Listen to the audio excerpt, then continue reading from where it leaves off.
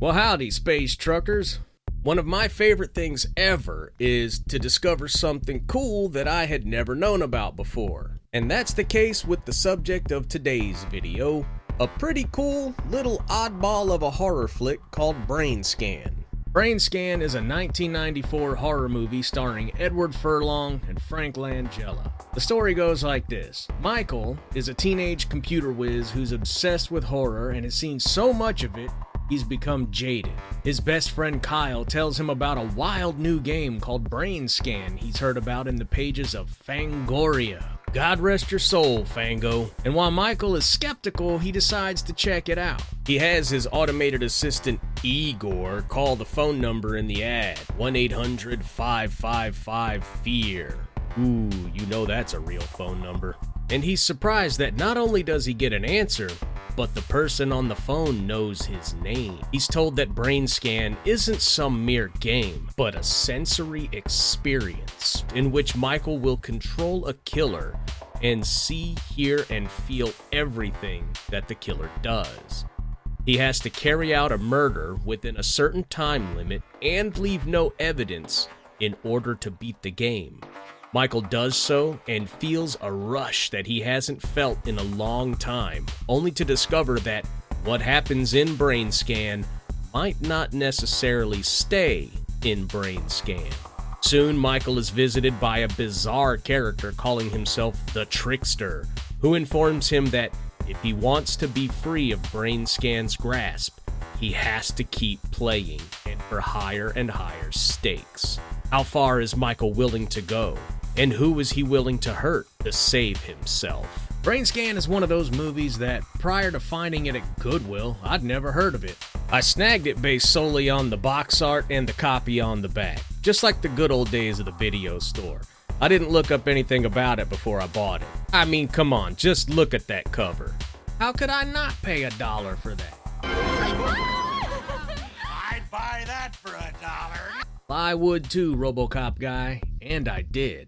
It's a fun little movie that I feel doesn't really know what it wants to do in certain places. It has traces of sleazy B-grade video store horror movie, but it plays it a bit too safe with the kills and the gore to be memorable on that front. And I hate to say it, but it's not well written or thought out enough to be considered thought-provoking higher brow affair, even though it tries to have elements of that as well. For example, it's clearly trying to say something about the desensitization of young people to real violence due to watching too many violent movies or playing violent video games, and how that could lead to them becoming killers themselves.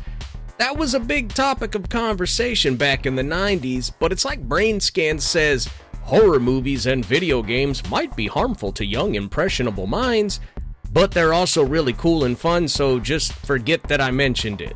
Maybe its message is moderation, I don't know. The actors do a decent job.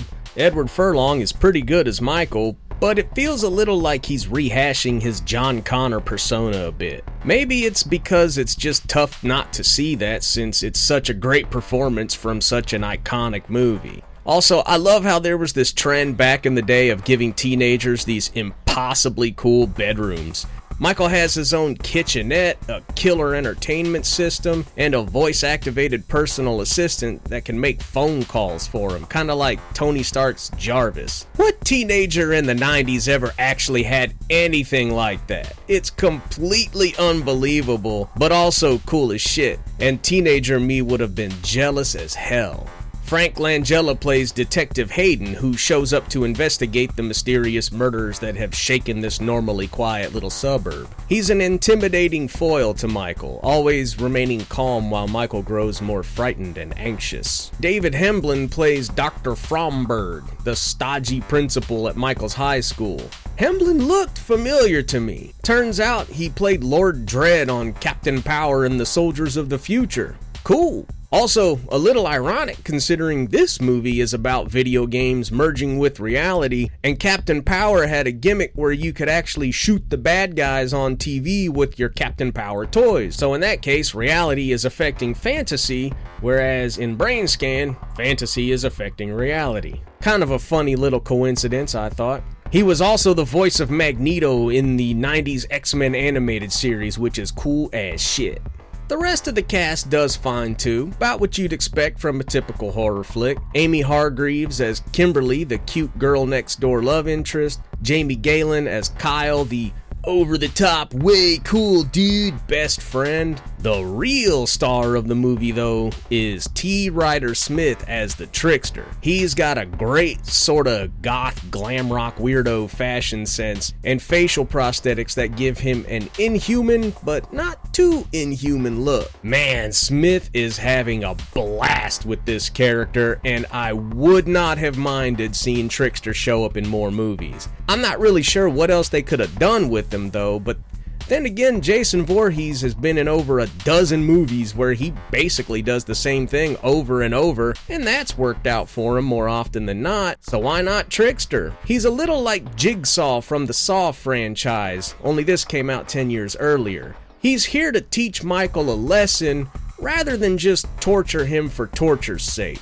It has a couple of fun special effects, but nothing too crazy. You do get some of that glorious early 90s CG, so that's fun. The body count is, I think, 3, one of which is off camera, but I'm sure that's because the victim's a minor, even though Nightmare on Elm Street and Friday the 13th kill off teenagers left and right. For an R-rated movie, it's pretty tame when compared to its forebears and contemporaries. I don't know why.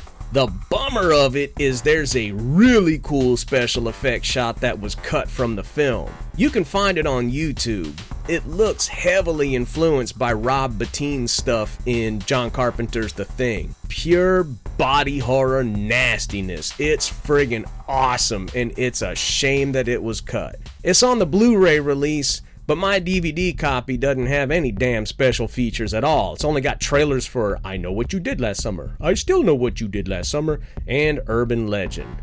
Woohoo. I can't not mention the great soundtrack, too. It's got a real who's who of 90s alt-rock and metal. You've got Primus, Butthole Surfers, White Zombie, Pitch Shifter, Mudhoney, and a few others. It's a real time capsule that'll take any 90s kid back to their younger days.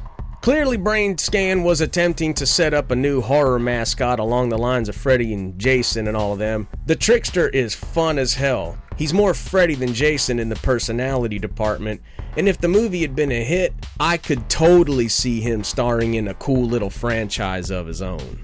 It's a bummer that didn't happen though. Looking this movie up to do this review, it seems it's got a little bit of a cult following, so maybe there's enough demand out there that somebody can make an action figure out of him. I'd buy one, I think he deserves it. All in all, BRAINSCAN is a fun little ride. If you're a horror fan, definitely check this one out. It might not blow your mind, but I'd say the Trickster alone is worth the price of admission. He's a hell of a good time. Anyway, guys and dolls, that's it for this one. Thank you so much for watching. I'll see you next time. Adios.